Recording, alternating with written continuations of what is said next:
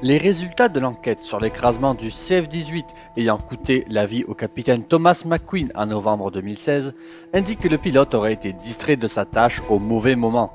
Le rapport d'une quarantaine de pages que 45ers.sa a consulté écarte tout problème mécanique et tout problème humain préexistant, comme une maladie. À l'aide de certaines données de vol, la reconstitution a permis d'établir que le capitaine McQueen, après avoir effectué le largage d'une munition factice durant un entraînement, a mal effectué sa manœuvre de dégagement, sans doute dans le but unique de voir le point d'impact de son largage, ce qui a fait passer l'avion sous l'horizon alors qu'il était déjà à une altitude extrêmement basse.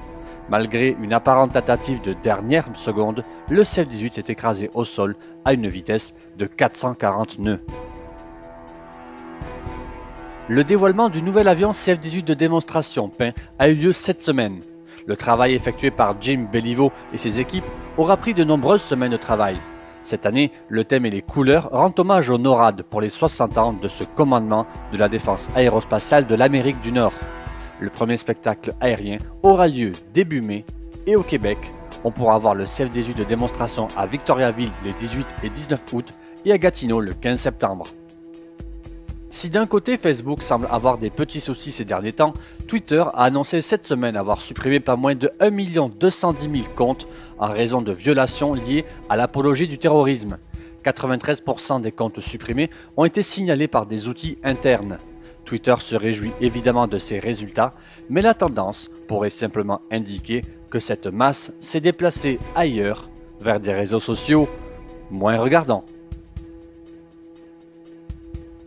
En visite à Ottawa ce 4 avril 2018, le secrétaire général de l'Organisation du traité de l'Atlantique Nord, Jens Stoltenberg, a fait l'éloge du Canada dans ses récentes annonces d'augmenter notamment le nombre de ses effectifs militaires et ses contributions à l'Alliance, tout en ajoutant « espérer encore plus ». M. Stoltenberg a félicité le Canada d'avoir investi davantage dans la défense. Après des années de déclin, les dépenses augmentent maintenant. Il a cependant également rappelé qu'il s'attend toujours à ce que tous les membres de l'Alliance consacrent 2% de leur PIB à la défense, un chiffre que même la nouvelle politique de défense ne permettrait pas d'atteindre. Dans son plus récent rapport sorti il y a à peine 3 semaines, l'OTAN se réjouissait d'une hausse moyenne des dépenses en matière de défense, mais que ce seuil des 2% était encore bien loin d'être atteint par de nombreux pays membres. Le Canada fait cependant un retour dans la hausse après être tombé à seulement 0,99% en 2013. Le Japon a lancé samedi sa première unité d'infanterie de marine forte de 2100 soldats qui sera chargée de défendre les îles que Tokyo et Pékin se disputent en mer de Chine orientale. Le Japon et la Chine se disputent depuis de nombreuses années plusieurs îles en mer de Chine orientale appelées Senkaku par les Japonais et Diaoyu par les Chinois. Ces îles inhabitées sont administrées par le Japon, mais des navires de garde-côte chinois s'aventurent fréquemment à proximité, provoquant des tensions diplomatiques. La présidente estonienne Kersti Kaljulaid a appelé mercredi au déploiement de soldats américains et de missiles patriotes dans son pays, indiquant qu'il était nécessaire de rendre la dissuasion plausible face à la Russie. L'Estonie, tout comme la Lettonie, la Lituanie et la Pologne, accueillent un bataillon tactique multinational de l'OTAN. Si l'OTAN a stationné des soldats britanniques, français et danois en Estonie, selon Mme Kaljulaid, l'arrivée de soldats américains donnerait une autre dimension.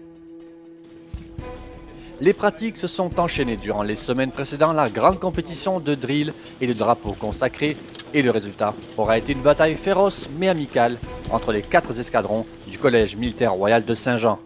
Après une inspection méticuleuse des troupes, c'est donc par la compétition de drill que la compétition a véritablement commencé. Au rythme des pas cadencés ou au pas ralenti, les élèves officiers ont effectué leurs mouvements réglés au millimètre. Finalement, 4 équipes portant les drapeaux consacrés se sont affrontées dans une série de mouvements, là aussi bien précis.